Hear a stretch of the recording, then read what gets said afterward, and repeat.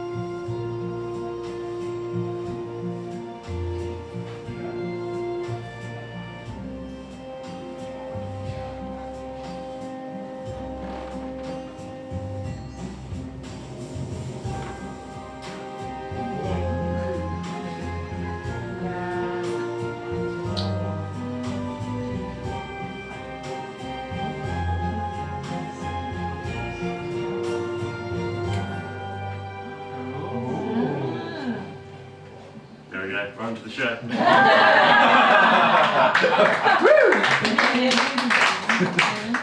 I want to begin tonight by telling you about something very important to me. Very important, it's a fact I like to carry with me to all the shows that I go to and just give this important piece of information. It's a magic show, of course, but it can be factual also. So, I want to talk to you about combs and phones. Now you may be wondering what on earth. You've never compared combs and phones before, but combs and phones, they are similar. Now they're similar in the sense that through the years, they've got smaller. Now you'll probably all remember the first mobile phones or saw them in sort of old American movies with big antennae on top, huge, large. Combs were like that as well back in the day. So the modern day phone, small, compact, easy to carry around with you, light, very nice, comes in a variety of colours as well. Here is a modern day comb, small, compact, easy to carry around with you also, and comes in a variety of colours. Now, if we go 17 years back, it was 2000 and nothing, but those were those Nokias, Nokia bricks, if you remember them, with the lovely green screens, legendary Snake games, absolutely fantastic, legendary device. Now here's a 17-year-old comb, slightly bigger, boring colours, grey, as always, just simple, but yeah, no, it's quite a bit of a difference there, comparison. Now if we go, say, 300 years back into the past, 300 years back. Now, obviously, mobile phones weren't around then. But combs, how do you imagine combs to be? Wooden, perhaps? Maybe wooden? No. They were, in fact, like this.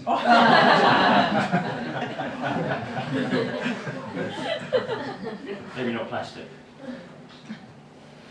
There's a comparison there. There you go.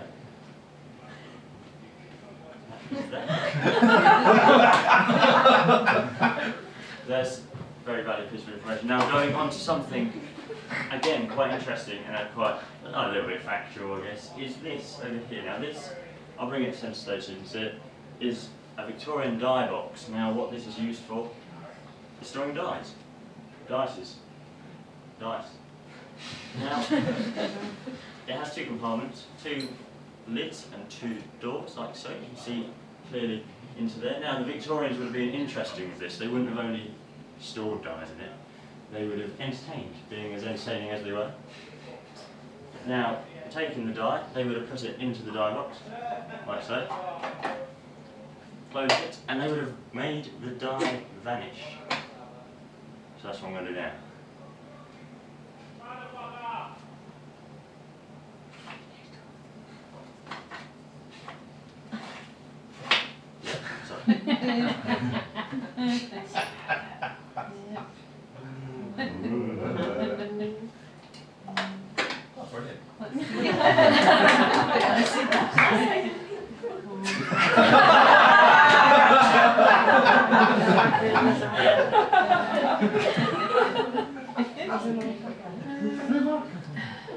That's good. So now, the Rubik's Cube. The Rubik's Cube. The world's most popular puzzle. The world's most popular game. Probably the most time-consuming puzzle also. Maybe the world's most frustrating game too. How many of these are given as presents, received as presents? I received one and used it for a while and then got frustrated and left it on the shelf for months, years. Seems to happen. They're very frustrating things. Now, with the theme of prediction, the theme of time, I'm going to speed up the time it takes to solve a Rubik's Cube right now. So as you know, Rubik's Cube has lots of pieces. It actually has 43 quintillion different combinations that you can do with one of these. Now, and you can obviously move the pieces like so, round and round, all the different top, bottom and sides, like that. Now this Rubik's Cube now is probably about 50, 40, 30 moves away from being solved. It's quite a way, so it will take 40 moves or so to solve it. But I'm going to speed time up right now and do that slightly quicker. So have it just like so. Now maybe instead of it being at 40, what if we could take it straight down to sort of 5 moves away from being solved? Or what about even 2 moves away from being solved? Or 1?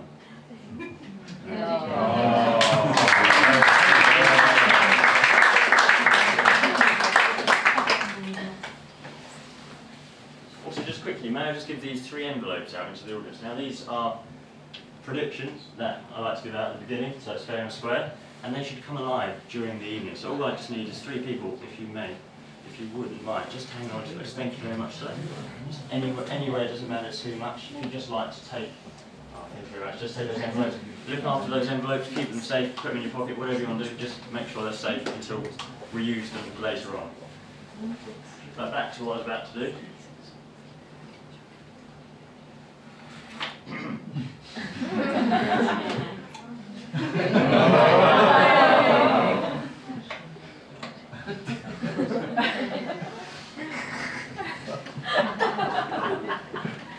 Now we're going to do a card trick. A very predictable and very stereotypical things that a magician does.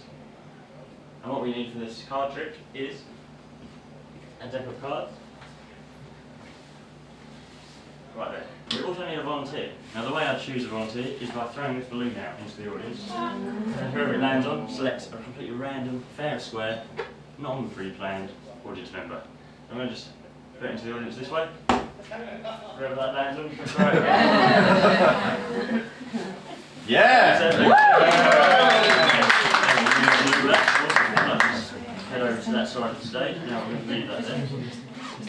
Now we're going to use a deck of cards for this. Now, obviously a deck of cards is reasonably small, and it might be quite difficult to see a deck of cards from where you are, depending on where you are. So you're going to be the audience's eyes and ears. Now what was your name, sir? Lewis. Lewis, thanks so much for coming up. Being the first one here, very brave. Now, I'm going to just quickly go through the deck like so, and you can see that they are all different. Are you happy that every single card there is a different card? Yeah. Cool. And the backs are all the same. Now that's important also, just to make sure they're transparent. Cool. So now I'm just going to give you a shuffle. And what we're going to do is the most basic of the basic card tricks. In terms of simplicity, I pick a card trick. You can't go wrong with a pick a card trick. So I'm going to give them a quick shuffle like so.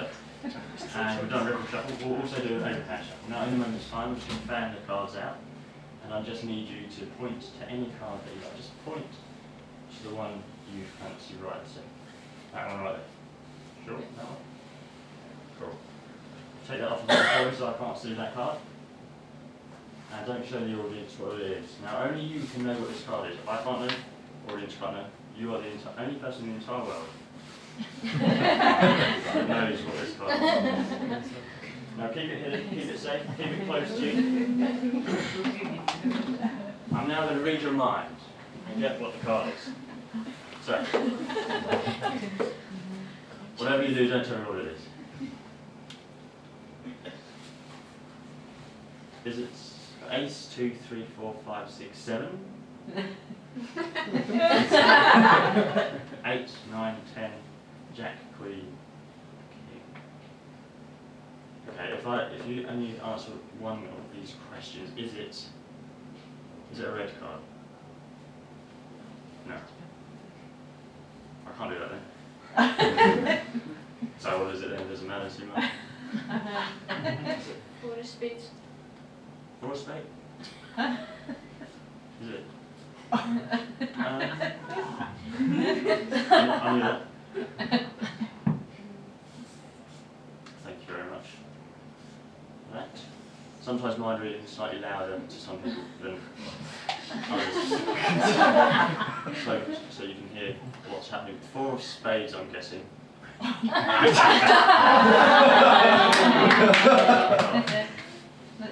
Show the audience that is four of spades.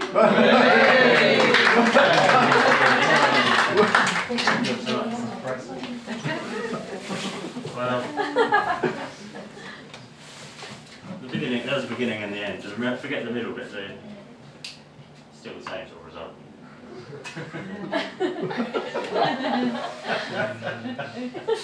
Now we're going to play a game. A game, a very famous game. Everyone should know it. Everyone's probably done it at some point in their lives. It's usually seen in sort of school playgrounds or used to sort of settle who's going to have the bigger piece or who's going to go first. And it uses the symbols.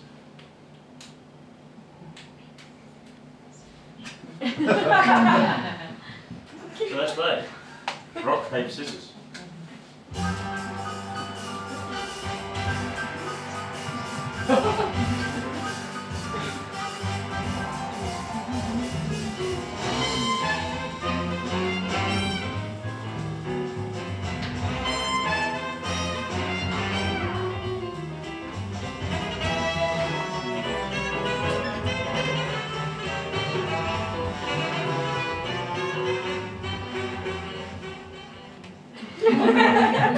So we're going to play rock, paper, scissors. And for this I'm going to need 3 people from the audience. So I'm going to throw this out, and whoever it lands on first person, second person, third person, whoever it lands on, you are going to be playing rock, paper, scissors, holding the weapons of choice and being the pieces for this. So very important indeed. Thank you very much. So thank you so much. Would you like to come just here on stage? We'll throw that out again.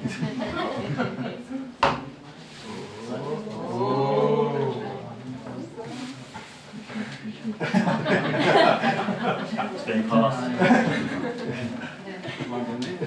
So you, madam? Sam. Would you like to come? Thank you so much indeed. And third person. that you? All we have to do is hold something. Thank you very much. If you'd like to just stand for me. Thank you so much.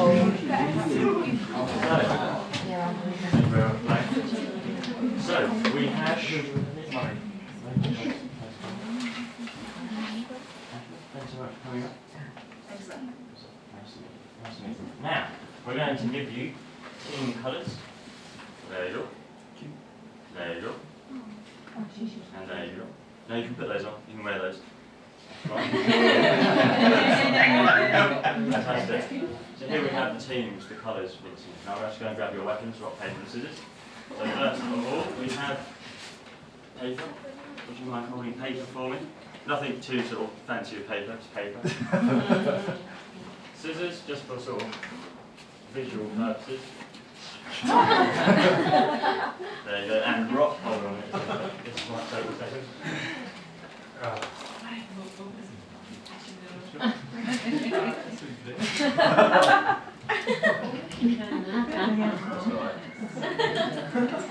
put it down there.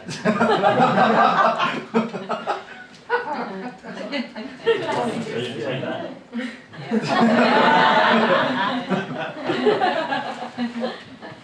Awesome. So, I just need one final person from the audience, and this person needs to be someone who's going to play the game, rock, paper, scissors now.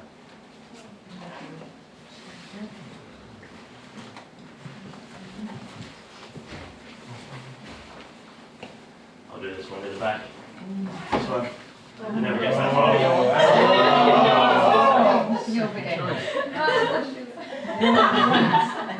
Either it's you, or you can try it again, whoever wants to come up. Go on, Emily. Go on, Emily. I can't get out. Yes, you can. Come on.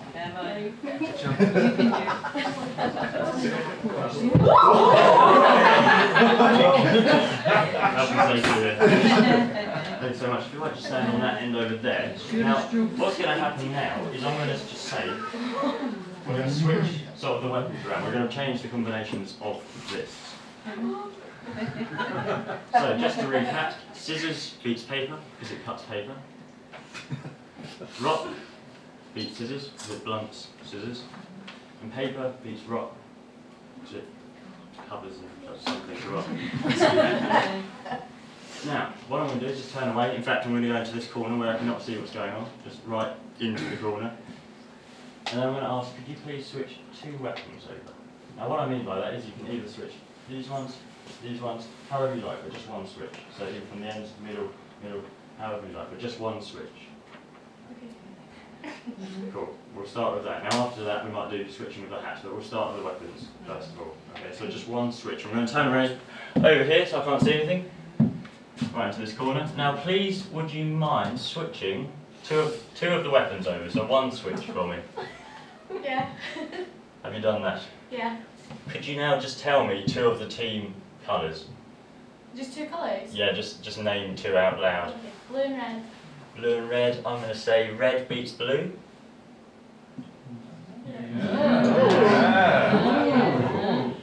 Okay.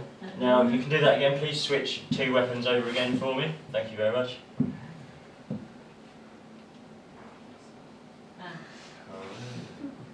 Okay. Now, please give me two team names once again. It's two colours. Red and blue. Red and blue. So the same colours again. This time, I'm going to say blue beats red. This time, instead of switching the weapons, just do exactly the same thing, but with the hats. So you can switch two of the hats over.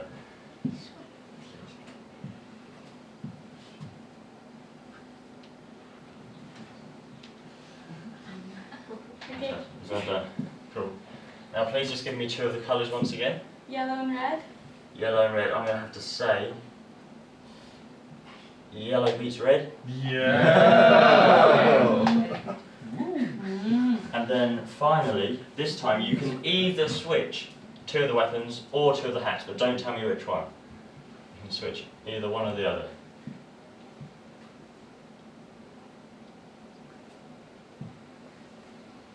Is that done? I'm done with this. Okay. So I'm going to turn around now. done enough of those.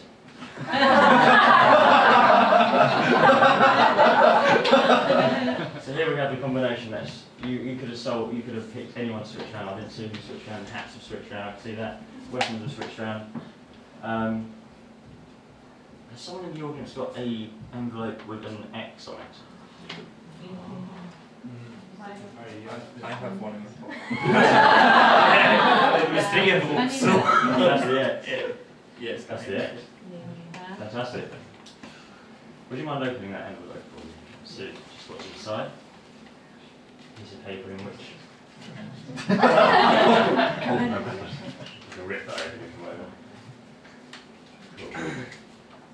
And if you wouldn't mind, would you mind reading out the top line of that? It says yellow beats blue. And then the second line. Second line says blue beats red. And the third line says that red beats yellow. There we go. Thanks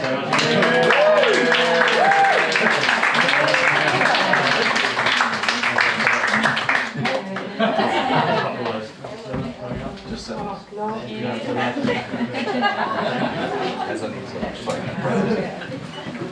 Thanks very much indeed.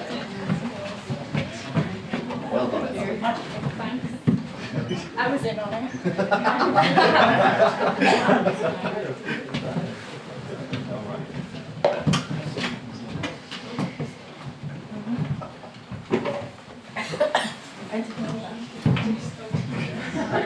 Use magic.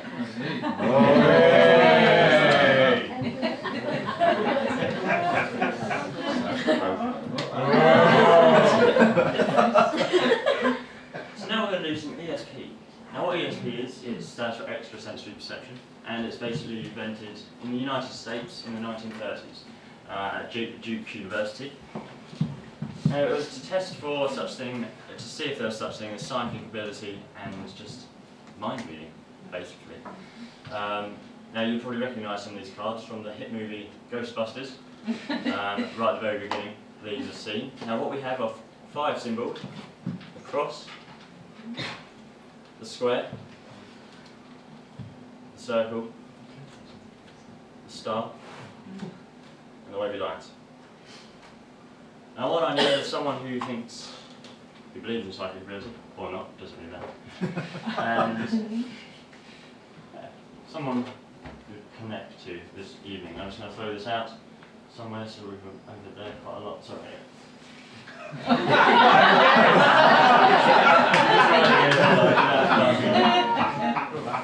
I give it to someone else? Yeah, no. I would, if I come to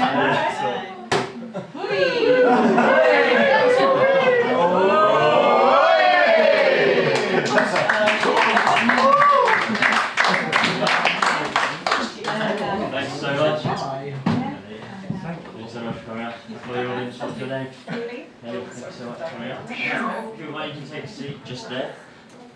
I'll take a seat here. Now, we have 5 cards that you saw: the wave lines, the star, the circle, the square, and the cross. First thing I need you to do is just take the cards for me, hold them towards yourself, and you can give them a mix up, just so that it's fair and square, and I don't know what's what. Now what I need you to do is just look through them, and have a look, and take out the one you feel most drawn to right now. And then you can place it face down on the table here, so that I can't see it.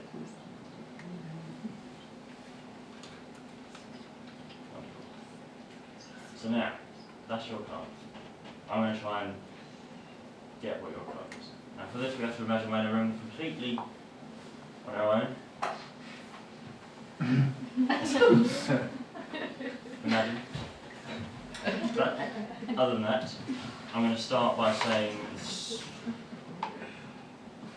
a lot of people go with the star.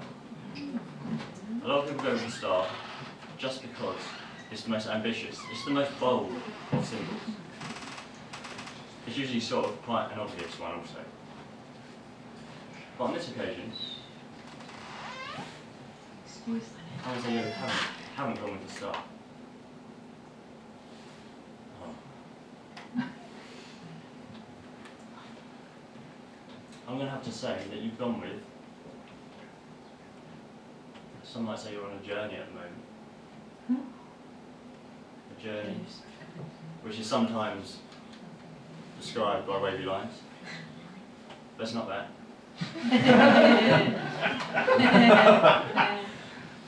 It is indeed. It's a square, isn't it? No, it's a circle. It's a circle. Have a look.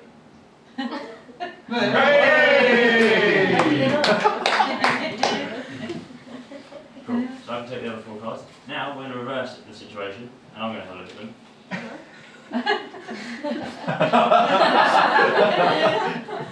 And I'm going to put the 4 cards face down onto the table in a configuration that I believe is significant.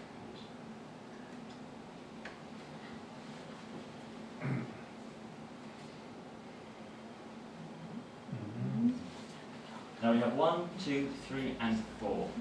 Which number would you like? 2.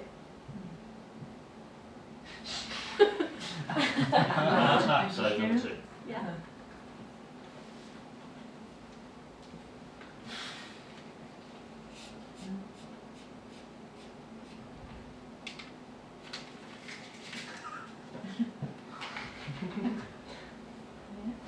Number 2.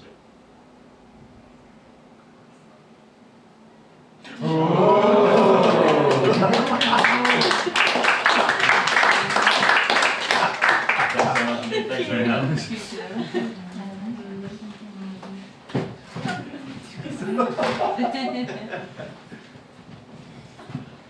You're amazing.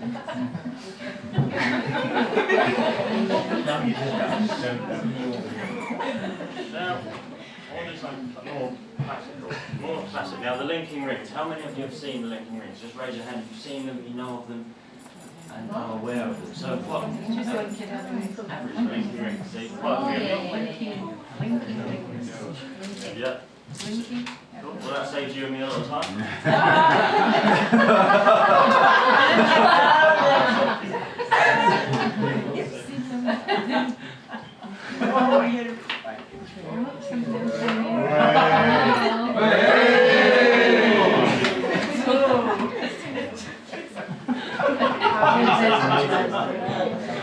Now, is there anyone out there with the first name with the initial beginning H, with the name beginning with the initial H? Raise a hand if you like. And does your second name begin with a B? How do you know? I have a personalised pencil here for you.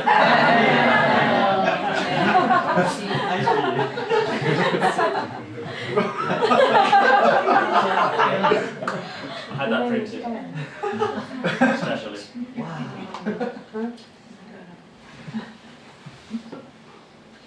So we're going to try something now. Yeah, let's try this.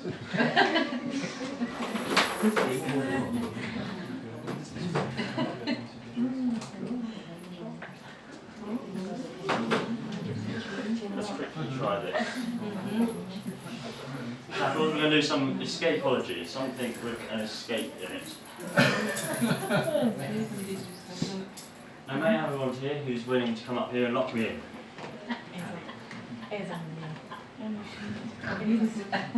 HB's with Thanks so much. Now, here we have 2 padlocks. You can have those. If you wouldn't mind opening those padlocks up. So you can open those up, unlock those as such. Cool. So if you open those padlocks, sort of, key in this. Perfect, amazing. Now the next thing I need you to do. That is definitely the key for that one.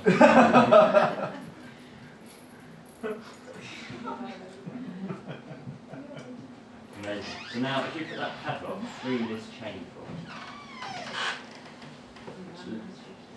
Go a little bit lower, go onto one of the lower little loops down the bottom.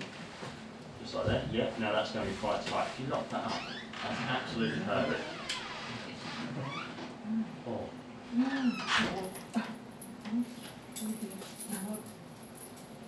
Oh.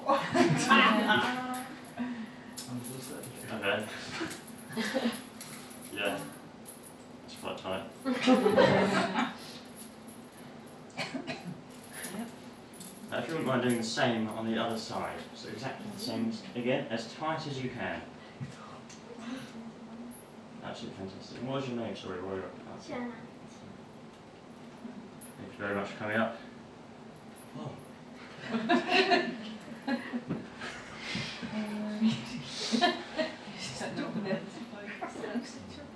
Oh, that's heavy. That feels quite tight. Oh, brilliant, thank you. Oh, let's actually pull down on those just to make sure they're solidly on. Yeah. Thank you, thanks for that. Now you can take those keys with you as well, just so it's super fair. Now you can take a seat, thank you very much for locking me in. That's very secure. Now, if anyone over here would like to just have a quick inspect of that, pull down, happy with that. Anyone over here, just have a look. This one. I can't get out of this. Even if I make my hands small, there's no way of getting out. And usually what I do when I do this escape is use a stopwatch. Now, that's usually in my bag, but before we do anything, I just want these checked. There's no way. There's absolutely no way I can get out of this. If I make my hands small, that's just... There's absolutely no way whatsoever.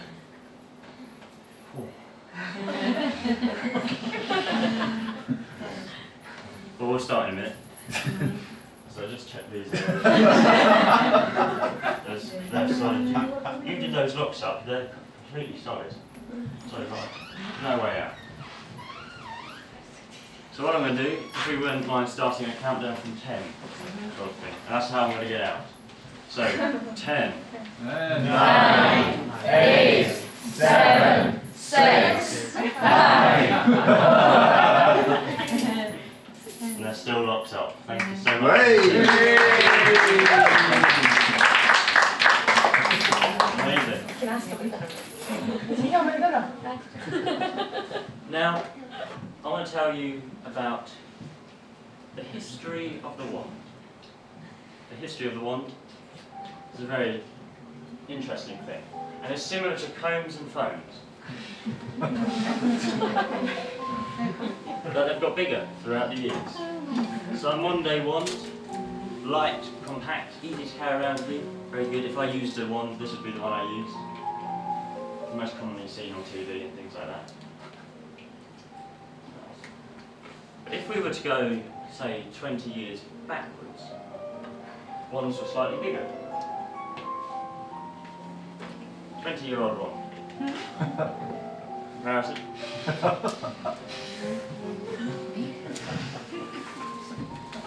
Now, I've got wand prototypes from the future of the scientific labs currently dealing in wands right now. It's a pressing matter, and they've lent me one of their sort of, prototype wands. Now, this is very light. I'm very keen on this. I might have to get myself one.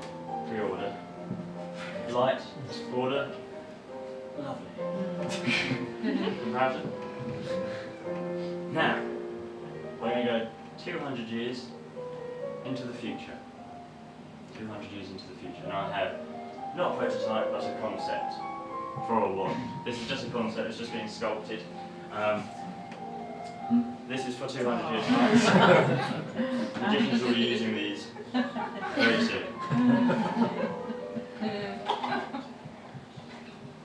Comparison. Now, if we were to go 200 years into the past of wands, wands were slightly bigger. They were slightly bigger. Now I have a wand here from a museum. And this is a 200-year-old wand in here. And as you can imagine, it's a little bit bigger.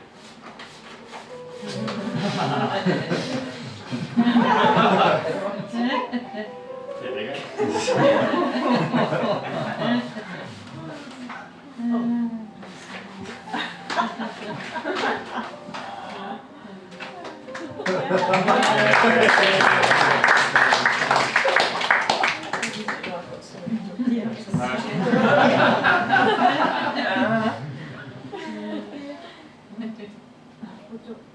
Now, we move on to the final routine scene of the evening.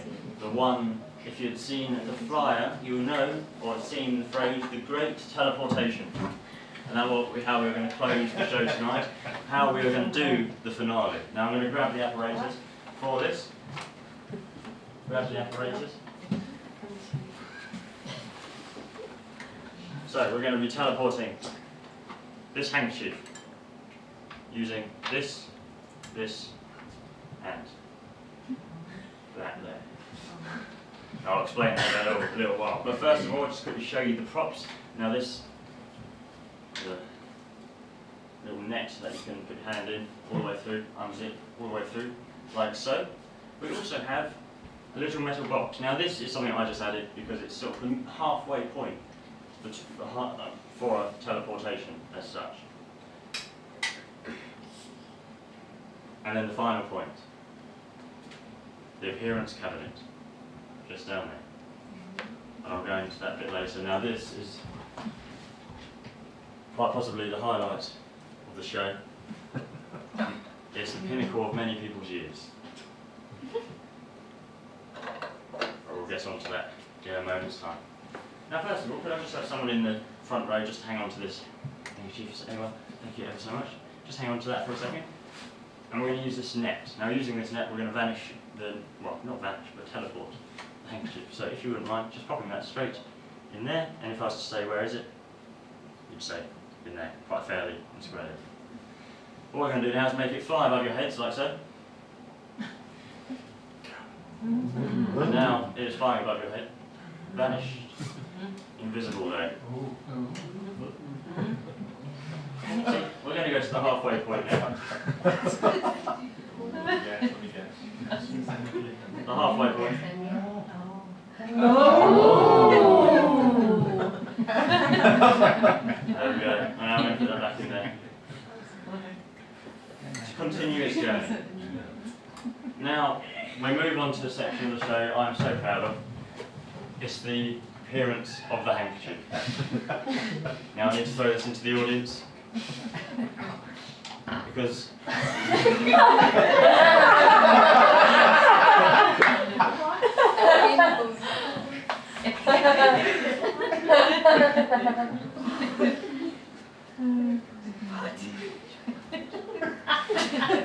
prepare to have your life changed, basically.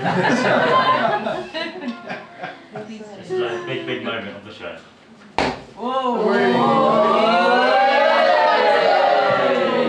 Thanks so much, sir. That's it, absolutely. This is a big, big moment. Thank you so much. Thank you ever so much. Thanks so much.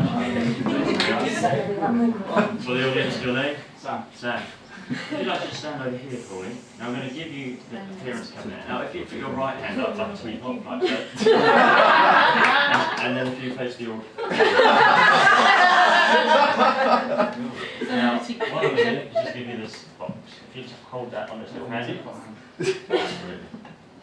Now, the next thing I'm going to do is go 3, 2, 1, abracadabra. Then after I've said abracadabra, if you wouldn't mind saying abracadabra, that'd be fantastic. And after that, all you need to do is just pull that handle straight out, and a dove will fly out. You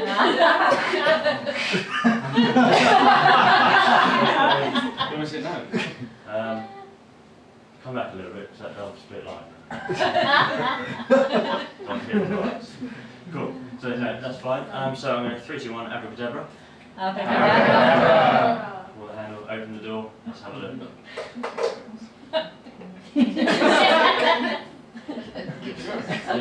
it's like a little catch. It usually opens the front of it. Just pull it straight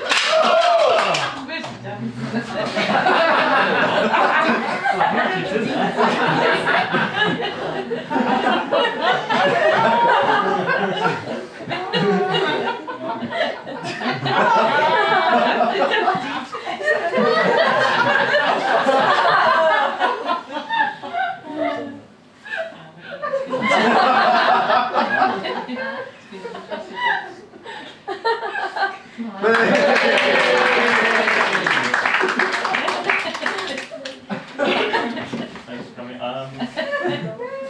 Bring that table forward so that I can put it straight on there.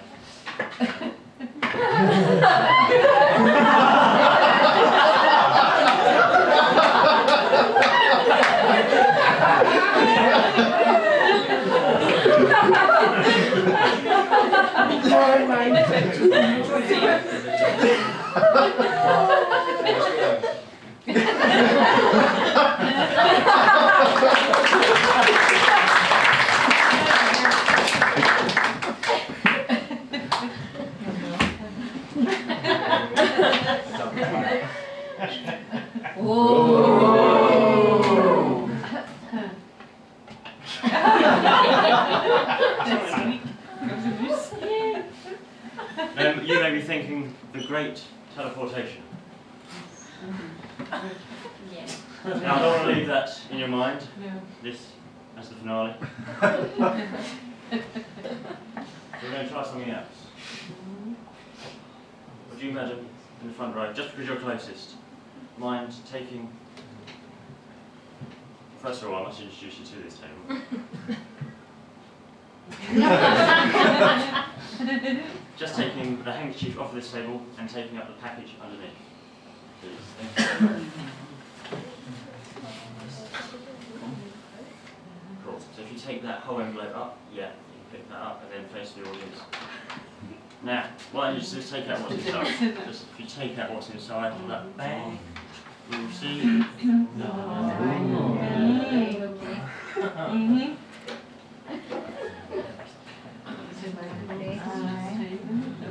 Which must mean.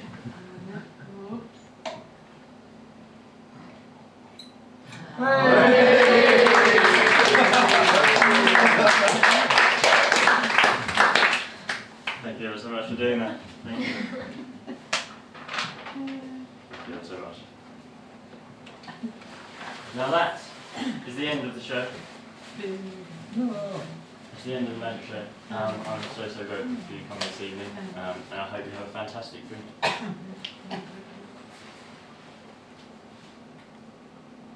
That wasn't. Have we got time? Shall I do it again? Yeah. Have we got time to do it again? What's the time? Has anyone got the...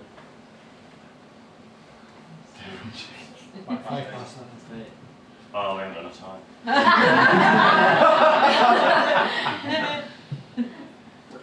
We're over. But no, I must just say a big thank you to you all for coming this evening, taking your time out of the Fringe to see the magic show. It's debut, I guess, run here, and it's just been absolutely phenomenal. So fun, amazing audiences. I'm so grateful for that. If you'd like, you can leave a review on Ed Fringe where you can buy tickets, and it's sort of on the ticket thing. It helps so much. Just lets audiences know what they're in for. No, I'm so grateful for you coming. Have a fantastic Fringe. And good night. Thank you so much.